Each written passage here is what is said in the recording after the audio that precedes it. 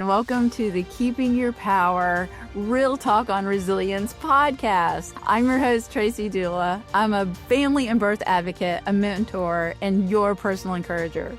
I wanted to create the space for individuals, families, and professionals who are done with just surviving and want to rise. Because when everything feels like it's falling apart, the one thing the world can't take from you is your power. And that's where resilience begins. It's not just riding the waves or surviving the storms. It's about how to overcome the challenges. So whether you're in the thick of it or reflecting on where you've been, pull up a chair and let's navigate the hard conversations and the beautiful stories that together we can be honest and use empathy and have a desire to grow, all while, of course, keeping your power in the process.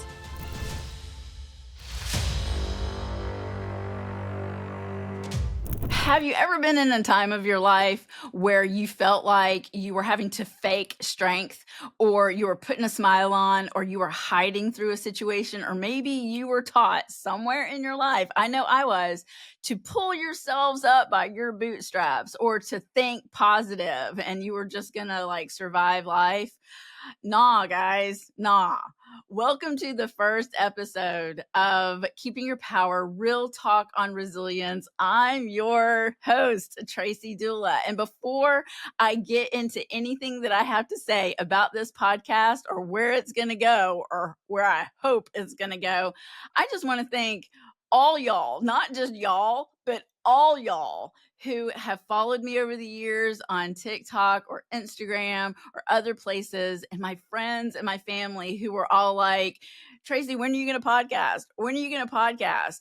Because I have been told over the years that I have a different perspective when it comes to certain situations. I have the gift of perspective, and I just know how to dive deeper into certain situations. And I am just an encourager, and I want to see people successful. So thank you for just challenging me. And here we are. Here we are. So a little bit about myself and what keeping your power is. So I am in my 50s. I have been a birth worker for 26 years, and I love birth. Now, this podcast is going to be way more than birth, because what I did learn throughout the years of supporting families over and over and over again is my philosophies in power and resistance and self-awareness spreads all through everyone in every situation. So I want to overflow that for y'all.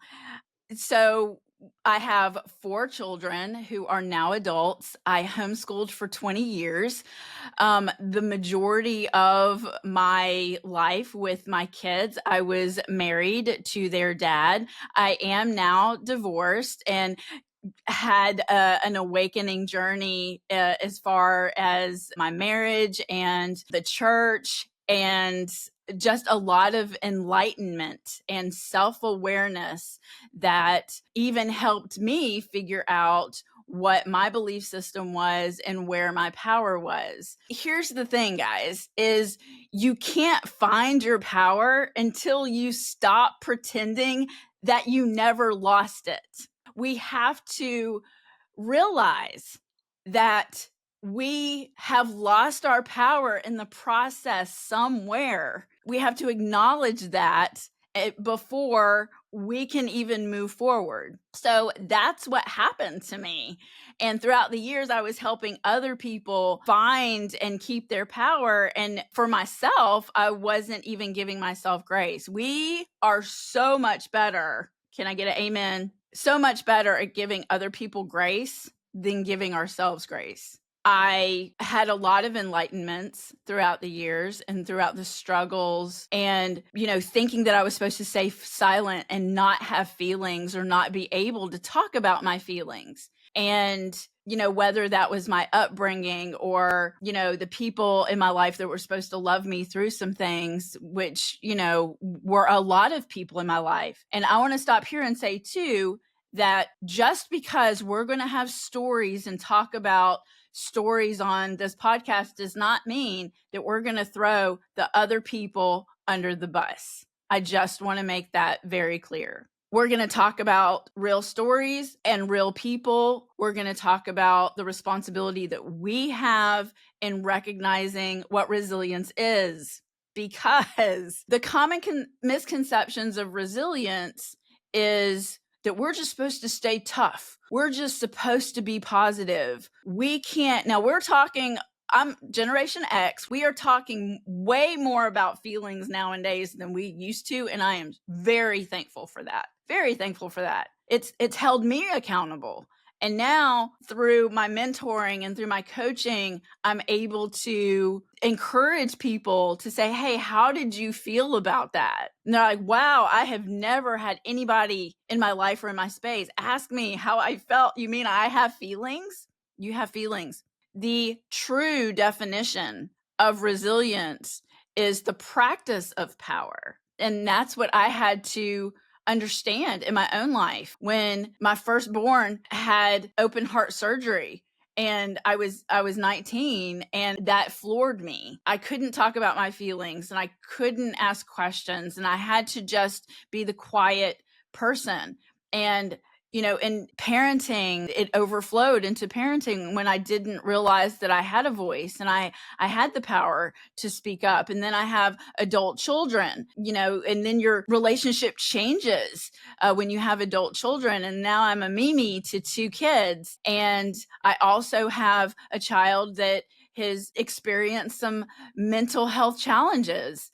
And that is a very different thing when you are not been taught or you've been conditioned just to pull yourself up by your bootstraps. Then you venture into the family crises. And, I have a daughter that has gone no contact with her entire family. And so I have experience in parental estrangement. And then I took care of my mom who had dementia for a while. And boy, that is different when you are switching places with your mama.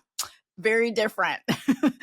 And then moving forward in my life and realizing that I never had a voice in my marriage was very eye-opening when I started therapy. So that was very freeing. But with all of these struggles, whether, and I'm also adopted, that came into play with a lot of my thought processes and the things that I was experiencing also. In my enlightenment and in my journey, I was helping other people figure this stuff out before I was helping myself. Something I do want my audience and my listeners to learn is we've got to start with the self-awareness of where we are in the moment. Remember, again, you can't find your power unless you stop pretending that you've lost it. So we have to acknowledge those spaces.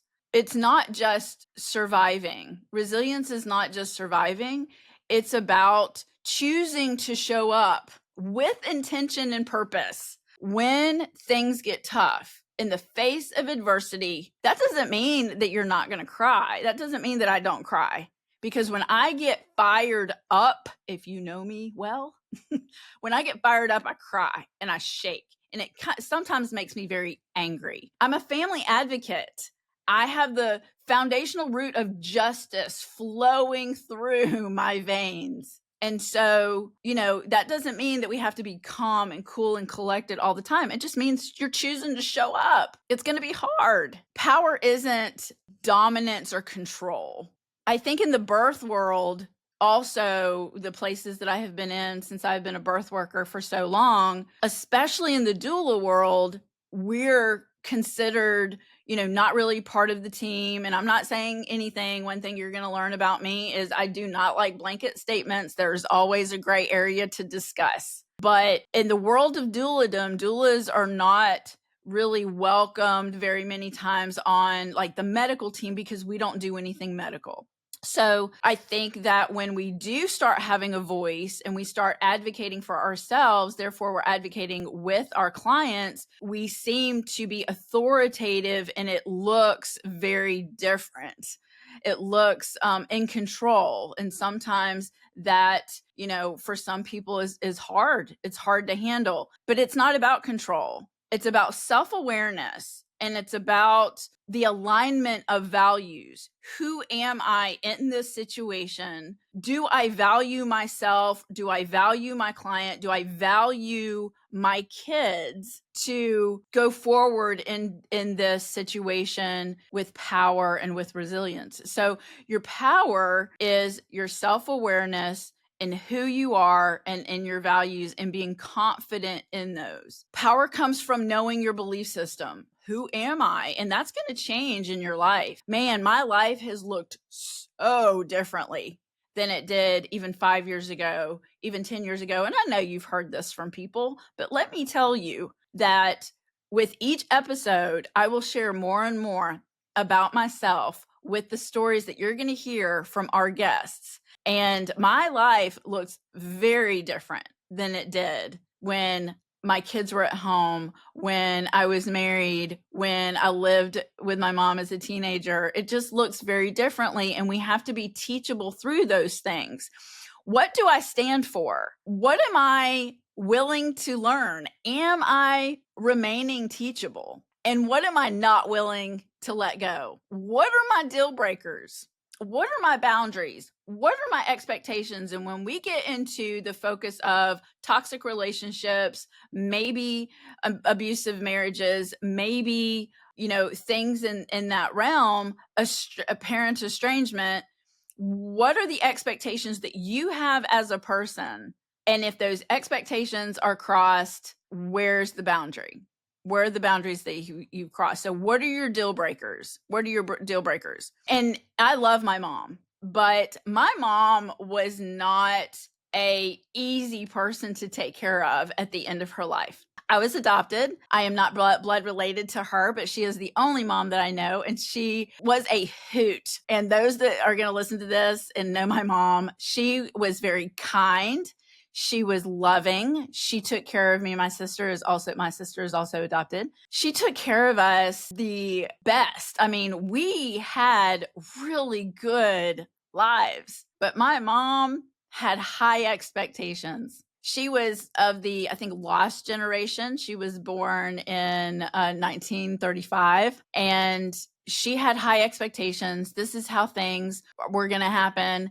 And if you didn't meet those, there were consequences, those kind of things. But my mom, all in all, was just a very good person, but she was hard at the end. And if you have ever dealt with a loved one that has dementia, you know that they are not themselves. And some of them can get just aggravated and irritated and mean. And they get quite ugly to the people that they're the close to, because they let their guard down a lot. And my mom, man, she knew exactly who she was and what she needed. And she would remind me often that I was not her caretaker, that I was her daughter still. And she would say, "Traci, I am still your mama." And I would say, "Yes, ma'am." Gotcha. So it was a very big strategy of how to deal with her in the ends of her lives. And I had to build boundaries. I had to build boundaries with her before all of that, given that my sister and I went to public school, and I wanted to homeschool my children. That was a big conversation to have with my mom. I knew it was going to hurt her feelings. And she did say, she said, "Well, she said, you and your sister went to public school and y'all are okay." I tried to explain to her that this was something that we had decided to do for our family, and it was going to be right for us. And I knew that she didn't understand, and I knew that she was concerned, and she just kept on and kept on and kept on. And my mom had a tendency to say things that were hurtful. And, I just looked at her one day and I drew a boundary, because she had already been given the expectation. We were going to homeschool. This wasn't your children. So I had to build a boundary, and I had to say, "Mom, if you're not going to be nice, then we're not going to talk about this situation anymore, and we're going to have to cut down on communication." And she immediately switched into what I was hoping for. She'd be like, "Oh, I didn't mean that. I'm really sorry. I'll never bring it up again. I just don't understand." And I could not have done that if I was not confident in my decision to homeschool. because I was advocating for what I believed in to be true. And that's where our power lies. That's just one example of the many stories that I'm going to tell you. And at the end of her life, I was going to advocate 100% for what she needed for the end of that life. And if I had not known those things and held my power in them, then she would not have been able to go the way that she wanted to. It was during the pandemic and all the hard things about that. But it's about self-awareness and knowing what your belief system is, aligning with your values and staying firm on those and not willing to let go of them. When you practice resilience, you're practicing your power muscle. Resilience doesn't just happen, guys. I have had to over and over and over again keep going. The self-affirmations, this is who you are, this is who you are. Don't forget who you are. Don't forget what you believe about yourself. Now, for me, this is going to be different for everyone, but the power that I hold and who I am comes from God. My belief system is that God has created me. I believe in him. And my verse that really challenged me on my power, like I said, I hold the safe space for anybody to not believe what I believe. Your power comes from your belief system and your alignment. Here you will get unbiased and non-judgmental. So I really hope that's reciprocated.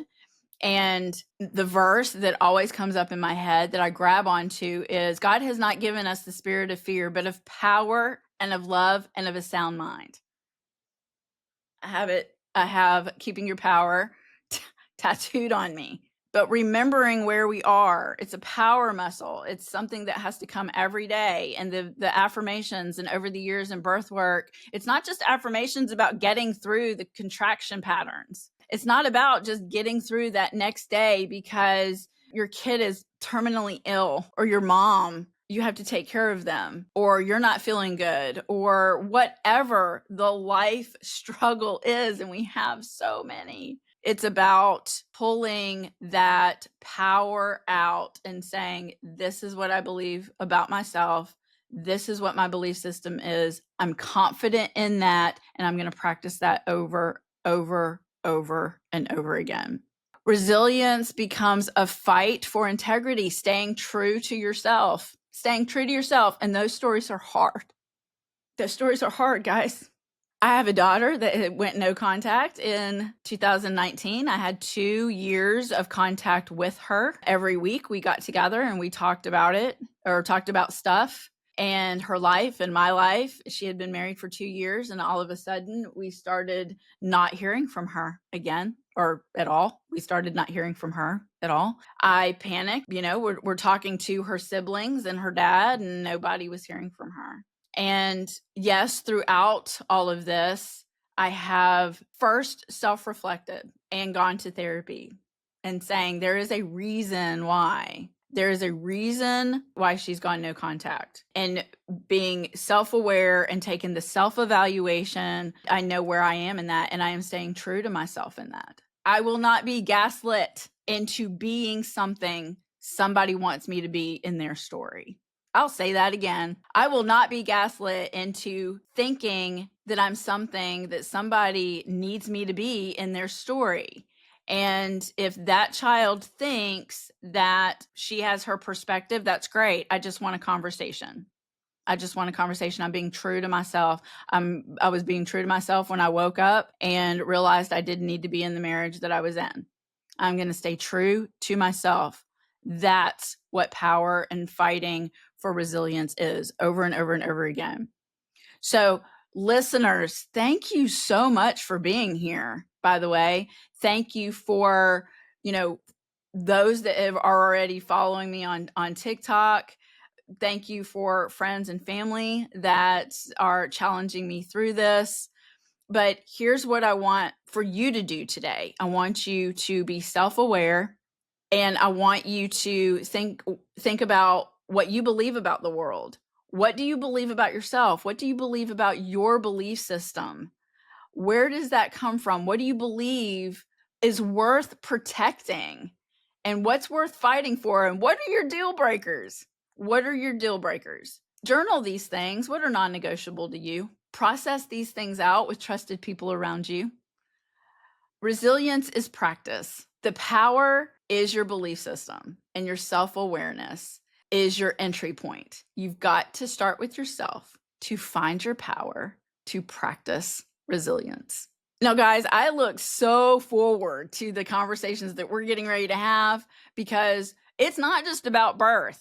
We're going to talk about the professional side of things. We're going to talk to midwives and OBs and families and parents, and the topics are going to be those that I just mentioned, but they're going to be more. These are going to be real stories with real people finding their power and practicing their resilience so that their stories can hopefully, just by chance, help you find your power and keep it. I can't wait for this conversation to keep going. I encourage you. Thank you for being here again. And remember to keep your power in the process. Thank you for spending time with me today. If you follow me on TikTok at Traci Doula 4 or Instagram at Traci Doula, you know how I like to dig into the deep conversations. If you don't follow me on those places, you should, as well as this podcast. As we lean into honest conversations, especially the hard ones, remember that your journey has power and your healing lights the way for others. The work you're doing ripples further than you know. If you'd like to work with me, whether it's coaching or childbirth classes or workshops if you're a professional, or mentoring, or maybe even speaking at an event, visit tracidoula.com. And if today's conversation spoke to you, I'd like to hear your thoughts. Reach out anytime through email at hello@tracidoula.com, and feel free to leave a comment. Until next time, move forward with intention and keep your power in the process.